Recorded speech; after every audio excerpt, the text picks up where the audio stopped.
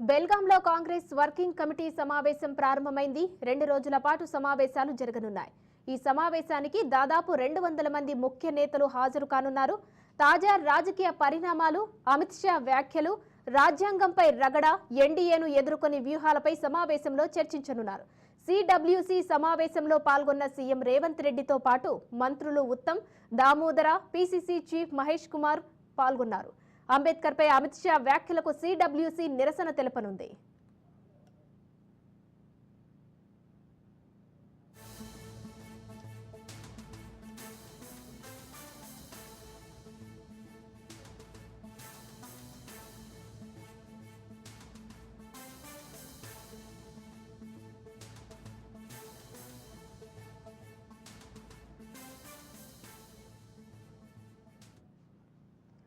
బెల్గాంలో Congress working committee సమావేశం ప్రారంభమైంది. ఈ సమావేశానికి సంబంధించి మరిన్ని డీటెయిల్స్ మా ప్రతినిధి రాజు లైవ్ లో అందిస్తారు. రాజు, చెప్పండి, బెల్గాంలో కాంగ్రెస్ వర్కింగ్ కమిటీ సమావేశం అయితే ప్రారంభమైంది. సో ముఖ్యంగా పార్టీకి సంబంధించి కానీ ఇతరత్ర అంశాలకు సంబంధించి కానీ ఈ సమావేశంలో ఏ అంశాలు ఆచరణకు వచ్చే అవకాశం ఉంది, సమావేశమయ్యే అవకాశం ఉంది? ఉమా, కొద్దిసేపటి క్రితమే కర్ణాటక రాష్ట్రంలోని బెలగాంలో సిడబ్ల్యూసీ సమావేశం ప్రారంభమైంది. 2 రోజుల పాటు ఈ యొక్క సమావేశాలను నిర్వహిస్తామని సిడబ్ల్యూసీ ఇప్పటికే తెలపడం జరిగింది. డిసెంబర్ 26, 27 అంటే ఈ రోజు రేపు ఈ 2 రోజుల పాటు నిర్వహిస్తామని చెప్పడం జరిగింది. మహాత్మా గాంధీ గతంలో సిడబ్ల్యూసీ అధ్యక్షునిగా బాధ్యతలు స్వీకరించి నేటికి 100 రోజులు అంటే 100 సంవత్సరాలు పూర్తయిన నేపథ్యంలో ఈ యొక్క సమావేశాలు నిర్వహిస్తున్నామని చెప్పి సిడబ్ల్యూసీ తెలపడం జరిగింది. దేశంలో ఉన్నటువంటి కాంగ్రెస్ పాలిత రాష్ట్రాల ముఖ్యమంత్రులు, పీసీసీ అధ్యక్షులు, సిఎల్పి నాయకులు, ఇతర ముఖ్య నాయకులు దాదాపు 200 మందికి పైగా ఈ యొక్క సమావేశానికి ఆహ్వానం అంది. కొద్దిసేపటి క్రితమే 3:30 గంటల ప్రాంతంలో ఈ యొక్క సమావేశం అయితే ప్రారంభం కావడం జరిగింది. ఇప్పటికే ఈ యొక్క సమావేశానికి హాజరు కావడానికి ఢిల్లీ నుంచి కాంగ్రెస్ పార్టీ ఏఐసీసీ అధ్యక్షుడు మల్లికార్జున ఖర్గే, అదేవిధంగా కాంగ్రెస్ అగ్రనేత రాహుల్ గాంధీ ఇతరులు ప్రత్యేక విమానంలో కొద్దిసేపటి క్రితమే చేరుకోవడం జరిగింది బెల్గాంకి.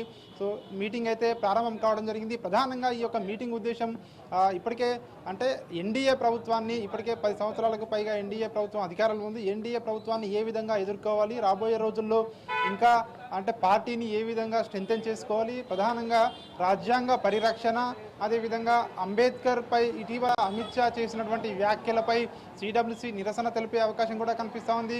ప్రధానంగా కాంగ్రెస్ పార్టీ రాబోయే రోజుల్లో ఎట్లాంటి నిర్ణయాలు తీసుకుని ముందుకు వెళ్లాలనే దానిపై అయితే ఈ యొక్క సమావేశంలో చర్చకు వచ్చే అవకాశం కూడా కనిపిస్తూ ఉంది. ఇందులో పాల్గొనే 200 మందికి పైగా ఎవరైతే గెస్టులు ఉంటారో వాళ్ళందరూ కూడా తమ అభిప్రాయాలను, అదేవిధంగా పార్టీకి సంబంధించి సో ఏ విధంగా ముందుకెళ్ళాలి, ఎట్లా భవిష్యత్తులో ఇంకా పార్టీని దేశవ్యాప్తంగా కూడా మరింత స్ట్రెంథెన్ చేయాలి, అదేవిధంగా రాబోయే రోజుల్లో రాహుల్ గాంధీని ప్రధానమంత్రిగా ఏ విధంగా చేసుకోవాలనే దానిపై ప్రధానంగా ఈ యొక్క సమావేశం ఉండనున్నట్టుగా కూడా మనకు తెలుస్తూ ఉంది. అయితే మొత్తానికైతే ఈ యొక్క మీటింగ్కు సత్యాగ్రహ బైఠక్ అని పేరు పెట్టినట్టుగా కూడా తెలుస్తూ ఉంది. గాంధీజీ అహింసా మార్గంలో దేశానికి ఏ విధంగానైతే స్వాతంత్రాన్ని తీసుకువచ్చారు, అదేవిధంగా మా పార్టీని సో అదేవిధంగా ఒక డెమోక్రటిక్ పద్ధతిలో పార్టీని మరిన్ని రాబోయే రోజుల్లో ఇంకా కూడా స్ట్రెంథెన్ చేస్తాము, ఖచ్చితంగా ప్రజా సమస్యలపై పోరాడతాము, దాదాపు అన్ని రాష్ట్రాల్లో కూడా అధికారంలోకి వస్తామని చెప్పి కాంగ్రెస్ నేతలు అయితే ధీమా వ్యక్తం చేస్తూ ఉన్నారు. సో దీనికి సంబంధించి తెలంగాణ ముఖ్యమంత్రి రేవంత్ రెడ్డి, పీసీసీ అధ్యక్షుడు మహేష్ కుమార్ గౌడ్, అదేవిధంగా మంత్రులు ఉత్తమ్ కుమార్ రెడ్డి, అదేవిధంగా దామోదర్ రాజనరసింహ, అదేవిధంగా ఎమ్మెల్సీ జీవన్ రెడ్డి, అదేవిధంగా వంశీచంద్ రెడ్డి, వీళ్ళందరూ కూడా ప్రత్యేక విమానంలో బయలుదేరి కర్ణాటకలోని బెల్గాంకు బయలుదేరి వెళ్ళడం జరిగింది.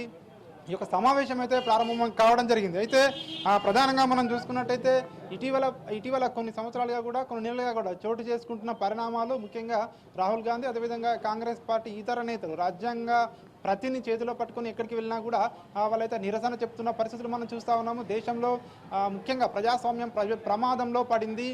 బీజేపీ ఉంటే ఖచ్చితంగా రాజ్యాంగానికి కావచ్చు, ప్రజాస్వామ్యానికి కావచ్చు, ఇవన్నీ కూడా ముఖ్యంగా అంటే వ్యవస్థలని బీజేపీ అయితే వాళ్ళు వ్యక్తిగతానికి ఉపయోగించుకుంటున్నారని చెప్పి కాంగ్రెస్ నేతలు విమర్శిస్తున్న పరిస్థితి కనిపిస్తూ ఉంది. ప్రజాస్వామ్యాన్ని బ్రతికించాలంటే ముఖ్యంగా కాంగ్రెస్ పార్టీ అధికారంలోకి రావాలి. కాంగ్రెస్ పార్టీ ద్వారానే ఇటు పేద ప్రజలకు, ఎస్సీలకు, ఎస్టీలకు, మైనారిటీలకు, వెనుకబడిన వర్గాల వారికి, అన్ని వర్గాల వారికి న్యాయం చేయాలంటే కాంగ్రెస్ పార్టీ ద్వారానే సాధ్యమని చెప్పే ప్రయత్నం అయితే చేయబోతా ఉన్నట్టుగా మనకు తెలుస్తూ ఉంది. రాజు, అలాగే కాంగ్రెస్ పార్టీ ఇచ్చిన హామీలు అమలు కాలేదు, అమలు చేయలేదని చెప్పి ప్రతిపక్షాలు విమర్శిస్తున్నాయి.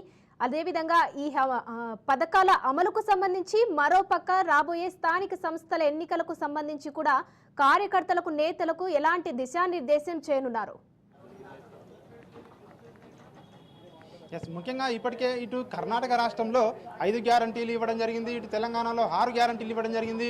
ఈ గ్యారంటీలన్నీ కూడా అమలు చేయడం లేదని చెప్పేసి ఇటు ప్రతిపక్షాల నుంచి కావచ్చు, ఇటు కొన్ని వర్గాల ప్రజల నుంచి కావచ్చు, ఇటు విమర్శలు అయితే ఇటు అధికార పక్షం అయితే ఎదుర్కొంటున్న పరిస్థితి మనకు చూస్తా ఉన్నాం. ఈ నేపథ్యంలోనే వీటన్నిటిపై కూడా ఒక దిశానిర్దేశం చేయనున్నారు అధిష్టానం. ముఖ్యంగా ఎందుకంటే ఒక్కొక్క పథకాన్ని కూడా అమలు చేస్తూ వెళ్ళాలి. ఖచ్చితంగా ముఖ్యంగా పేద ప్రజలు, బడుగు బలహీన వర్గాలకు అండగా కాంగ్రెస్ పార్టీ ఉంటుంది అని మరోసారి అయితే స్పష్టం చేయవలసిన అవసరం ఉంది అని చెప్పే అవకాశం అయితే ఈ యొక్క మీటింగ్ ద్వారా మనకు కనిపిస్తూ ఉంది. అదేవిధంగా ఇంకా అమలు చేయనటువంటి గ్యారంటీలు కావచ్చు, హామీలు కావచ్చు, పథకాలు కావచ్చు, అవన్నీ కూడా అమలు చేస్తేనే ఖచ్చితంగా రాబోయే రోజుల్లో తెలంగాణలో స్థానిక సంస్థల ఎన్నికలు కూడా త్వరలోనే రాబోతూ ఉన్నాయి. కాబట్టి ఖచ్చితంగా పథకాలు ఏవైతే ఇచ్చిన హామీలు ఉన్నాయో వాటన్నిటిని కూడా అమలు చేయవలసిన బాధ్యత కాంగ్రెస్ ప్రభుత్వంపై ఉంది. కాబట్టి వీటిపై కూడా రాష్ట్ర నేతలకు ఒక దిశానిర్దేశం చేసే అవకాశం కూడా కనిపిస్తూ ఉంది. అదేవిధంగా ఏ విధంగా ముందుకు వెళ్ళాలి రాబోయే రోజుల్లో ఇటు ప్రతిపక్షాలను, ముఖ్యంగా ఇటు తెలంగాణలో ఇటు బీఆర్ఎస్ను, ఇటు బీజేపీని ఏ విధంగా ఎదుర్కోవాలన్న దానిపై కూడా కూలంకషంగా చర్చించే అవకాశం కూడా కనిపిస్తుంది. ఓవరాల్గా చూసినట్టయితే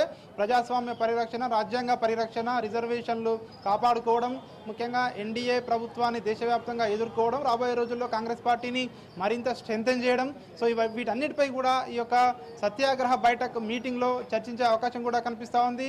రాష్ట్రాల ముఖ్యమంత్రులు, పీసీసీ అధ్యక్షులు తమ అభిప్రాయాలను కూడా అధిష్టానానికి చెప్పే అవకాశం కూడా కనిపిస్తూ ఉంది. అదేవిధంగా సిడబ్ల్యూసీ అధ్యక్షుడు కావచ్చు, అదేవిధంగా పార్టీ పెద్దలు కావచ్చు, పార్టీ ఏం చేయబోతుంది, రాబోయే రోజుల్లో ఎట్లాంటి కార్యక్రమాలు తీసుకుంటే బాగుంటుందనే దానిపై కూడా దీంట్లో విస్తృతంగా చర్చించే నిర్ణయాలు తీసుకునే అవకాశం కూడా మనకు కనిపిస్తూ ఉంది. Thank you Raju.